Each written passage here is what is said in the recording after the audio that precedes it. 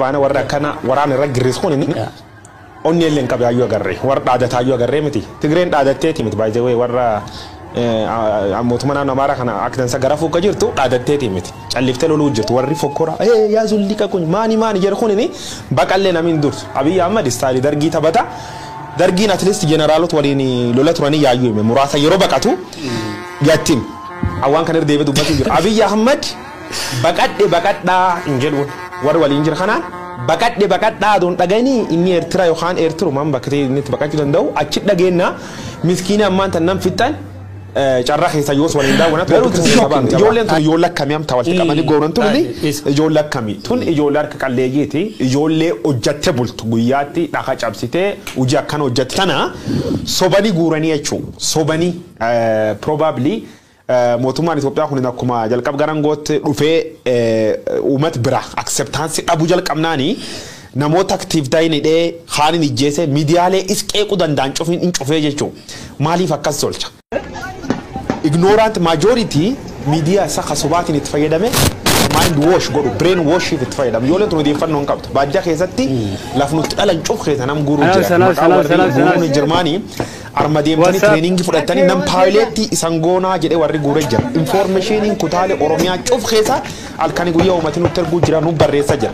ijoollee tan xuyyuur barattanii jedhanii nam guuranii jira xuyyuur isan barsiisanii beesse guddoo nyaatan jedhanii gartee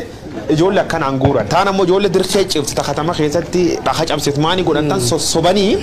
humna adda taatu special privilege isanii kennanii beessellee beessedan sargattedhanii guuranii fidan yeroo tokko itti amantee dhuftennaan kaampitan duuddee jechuudha kaampitan keessa karaa ittiin baqatten qabdu waraanaan marfamti achiin bood faanii gaarii goonsanii ibiddatti qoraanan kun ilmi namaa akka qoraanii bobeessuuf state sponsored godhu jirti sirni kun sirna kanaati warri maafiyaani dal namaati gatiin qabne the can do thing by the anyways ani ijoollee kana physically olaaltu baay'ee kichuu argaarta umurii isaanii amma ijoollee waggaa 18 illee hin guunne olaaltu qaamaan illee ga'umsa isaanii olaaltu waraanaaf warra qophaa'anii miti akka jedhamaa jiru kaanoon footar jedhanii warra rasaasaa qorisiisuudhaaf ergamaa jiranoo ta'an malee hireen ijoollee tanaa deemanii waraana injifachuu dhadhee ani abdii akkasiillee hin qabu physically olaaltus kichummaa isaanii ga'umsa isaanii umurii isaanii olaaltu ijoollee waraanaaf dhaqqaban sitti fakkaatan desperate amma ijoollee tana olaaltu laal akkamiin sirni akkamii keessa dhufneedha ammoo waggaa meeqa booda sirni dargiin ijoollee akka kanaa godhaan turre waayee dubartoota funaanaan turre amma dubartoota itti funaanaa jira waraanaaf qa'ee keessa hawwan dubartoota dardar ijoollee manarra deemanii maatiin halkan jechu halkan ijoollee magaala keessatti immoo buna dhugdu ka waliin teesse buna dhugdu wali qabu ijoollee immoo magaala keessa puulii taphattu ka suuqii hojjettu akkuma atu jette immoo daily labor warra dafqaan bulan bakka hojiitiif sassaabanii dirqiidha warra wali qabaa jiran jira akkuma atu jette immoo maallaqaa fi gowwoomsa garaagaraatiin asii deemte ogummaa kanaan eebbifamtaa xiyyaara barrisiiftaa qondaala waraanaa olaanaa taataa waan jedhan akkasii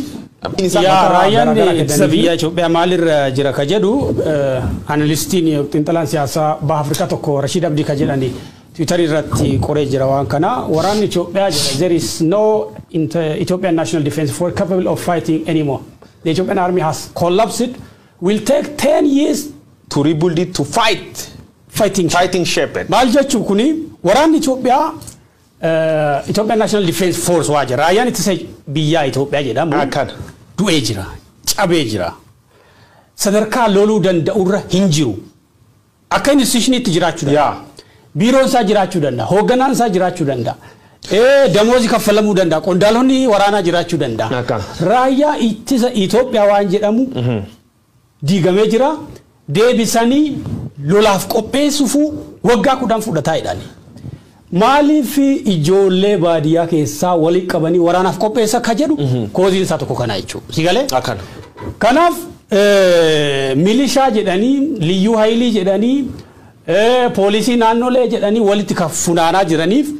raayyaa ittisa biyyaa Itoophiyaa fakkeessuudhaaf malee raayyaan ittisa biyya Itoophiyaadhaa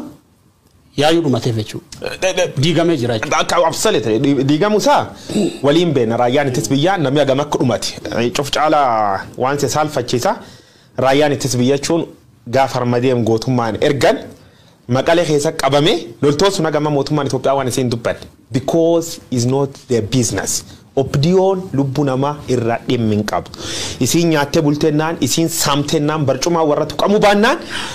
warra namummaaf dhimmi hin qabnee jechuu. Amma wanni tolchuu jira maan ijoollee maaliif guuranii ittiin achi geessan seeta biraa. TPLF 6 kiiloo 4 kiiloo buudan deettii sodeedhu jira. TP amma qondaaltoti boba'uu jiran. Maal jedhanii bo'an seeta qaadireen opdiyoo amma arguu jira. TPLF torbaan hangee TPLF nyaattennaan TPLF ijoollee xixiqqoo waraana hin gahin waraana natti addunyaan gur qabattee Ameerikaa nam jala fuudhaban jechuun soobare addunyaan akka sobduu eegi baratte miidiyaan sobduu ta'uu kan kee beekennaan kootu sin godhu ati dubbachuu baatte miidiyaa bira doot gara mirga namummaa bira doot addunyaa bira doot international community'n akka mootummaatti don ta'ini akka murnu wambadee tokko silaalaa jechuudha mootummaa Itoophiyaa murnu wambadee jettee ilaalta addunyaan kanaafuu iyyite dadhabdannaa nam dhiyootan maal jechuu jiran TPLF ijoollee xixiqqoo gaanja kookeenii nyaachifte kookeen diraagii gurguddaa nyaachifte of durooftee finfinnee dhuftii jedhan. Kanaafuu ijoollee kookeenii nyaachisan haadhu dinnaaf baqannee ilaale soba gatiin qabne. Warri loltoota biyyi dhibii biyyuu fi gallakkise dubru gudeessis. Dubru kuma gamii gudeedame. Mootummaan Itoophiyaa amanee jira. Mootummaan haadhu kudhaniin gudeessanii daa'im biratti ijjeessan difendi godhu dadhabetti.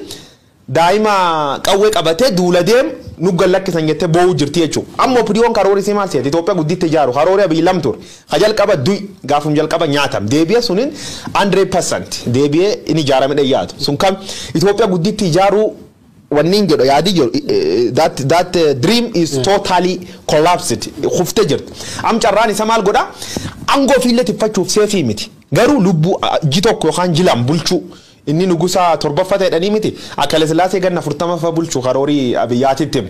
garuu wagga 3 nyaatame jira amma 4 kiiloo akka jalan qabanneef wataadar jira 4 kiiloo ni marsa agasiyyuu ilmaan nama quraanii bobbaasu kana wal qabatee waraanii bilisummaa Oromooleen ibsibaasa jira itti deebina yaa waan kookeenii fayyadamteen waraante ijoolleen TPLF ka jira kanarratti aktivistooti Opidoo waan baay'ee haasawaa turte tokkoffaa gariin kookeenii abbartaashi madaaniti diragi fayyadamtee humna onne horattee jabaattee maal jedhani stimulantii mi sika kaasa isaan nu lolanii jedhanii kabiraammoo kudhaama hidhatanii asmaatiin nu maajikii nu lolanii jedhani falfalaan falfala eenyutu irra qaba amma jechuun gartuu falfaltu amma dabtaraan garana hin jiru baay'ee wal dorgomsan na eegbe falfal jechuun dabtaraan silaa warra kana bira irra baay'ee jira mi baay'ee mabraata garan jira bire warra walqaatii gadi warra jiran irra dabtara baay'ee qaba kabiraammoo kookeenii fashishii yoo jette warra kanatti irra maallaqa qaba ashishi bitatee ijoollee waraana Itoophiyaa tokko opdiyoon qeerin qabdu gad baatee namu mardoo Tigree faarsu nuwaarsaa Oromoon Tigreen faarsu laal jaba giddi jaalat kireediti nama kennuun baay'ee wee beekumsa kireediti nam tokko inni diin keetillee ta'ee beekumsa qabaate beekumsa isaa irra mulqitu yoo inni gootummaa qabaate gootummaa isaa irra mulqitu dhugaa dubbachuu dansaa miti TPLF opdiyoo waliin beennaa miti TPLF opdiyoo wal birqabre practically sittima amma duwar Oromiyaa miti haadhisii niitisii irra guurratanii niitisii haadhiman isaanii areena durra fudhatanii opdiyoodhaan qawwee qabattee urabbaate garee niitisii irra fudhatu loltiin jirti. Kanaafuu TPLF jechuun dhalootaanuu opdiyoo waliin madaaluu hin dandeettu jechuudha. Diin Oromooti yes diin keen ammallee diinum naafi. Garuu TPLF opdiyoo waliin hin qaban opdiyoo jechuun sangoot furushka nyaattee raft jettee explain godhuu dandeetti. TPLF jechuun abbaan alaabaa federaalaa qondaaltoo TPLF namoota 62 irratti himata banuufi jedhanii jiranii galme himannaa Dr. Dabratsiyoon Gabra Mikaa'el jalatti warqana imanna rabbaniin abbaan langaa raganama 510 kama gaarraja bas jarbamu durtaatin beennu maaguute ragaane naftanyaa marti Tigree ragan baan beese yoonu kan nuleen baana khaadam waraqata halle kumagshani kumshanan tokko raga waraqata halle qabna dokumenti leedani askee sammo warri business group warri maqa kana farrajame hidame dujra kuno maqaan kun kucufti kana warri ammusaan harka qaban muraas qofaachi warqan keessa Dabratsiyoon fam poolisiin fidaadanii mana sirreessa barreessee abbaan alangaa manni sirreessa yookiin mannidha Dabratsiyoon poolisii ajajee akka fidu jechuudha. Okay. Wamaraafuu wannoon kun himati kun himata galmee Dr. Dabratsiyoon Gabra Mikaa'el jedhama galmee maqaan galmee pirezidantii naannoo Tigraay Dr. Dabratsiyoon Gabra Mikaa'eliin kan waamamu as keessatti warri himataman koree hojii raawwachiiftuu TPLF yookiin adda bilisa baasaa uummata Tigraay fi miseensota kaabinee naannoo Tigraay. Hin jedhaa kabiraa immoo warra ajaja kaabaa haleeluu keessatti qooda qaban abbootii qabeenyaa iffart kaampanii TPLF ka hoggotaa fi ka Itoophiyaa saamaa bahe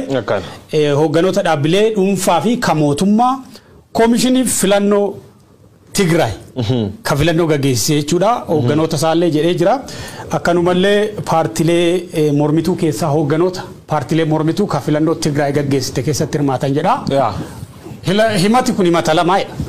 himati tokkoffaan haleellaa Northern Command ajaja kaabaa irratti gaggeeffame bu'uura godhata lammeessoo immoo filannoo gaggeeffame filannoo Ihiga Mangistaawii jechuun filannoo heera Itoophiyaatiin alaa jedhani kan lamaanii himatisaa jechuudha kan lamaaniin himatanii yaa tokkoffaa TPLF taayimingilii filannoon godhadhaa itti mootummaa federaalaa irra baate akka dhugaa yoo laalle filannoo sila seeraan gaggeessuu qaba yeroo gaggeessuu qaba free fair and practical election kanaafuu amma wanni tokko gaafa nuti dabra gareen TPLF tuuni imati selasin fairlitti himatachuu qabdi yakka waggaa 27 hojjetteen adoo himatanii gaaf Geetaachoo Raddaa irra Geetaachoo Asaffaa irratti himata banii Abiinuun cuftar qadhaan sun adoo himatame TPLF yakkamtoota himachiisa amma sun interest warraatii miti tanaaf jenna laal garee ganni 27 uummata nama ilmaan nama jeesaa hidhaa kolaasa baate taan gaafa sajandan taaneef amma maani siltaanaa wal dhabanii jennaani imati rabbananii jechuu haa waliin ajaa'iba amma poolisii gara na nyaatu poolisiin federaala Dabratsiyoon qabdee hafidduuteedhan Dabratsiyoon kana 10 miiliyoonii sanii kenni naa jedhanii barbaada turre miiliyoon 10 sanii kennan jedhanii barbaanne Dabratsiyoon am televizyiinii gubbaa oola miiliyoon 10 illee poolisiin federaala ammumni tamiin dhatte Dabratsiyoon qabdee biddi. Anytime Maqalee qabachuu dandeenya jedhanii turanii yaadattoo ta'e. Maqalee dhiisii 4 kiiloo Finfinnee ba'uu hin dandeetta ammas Itoophiyaan.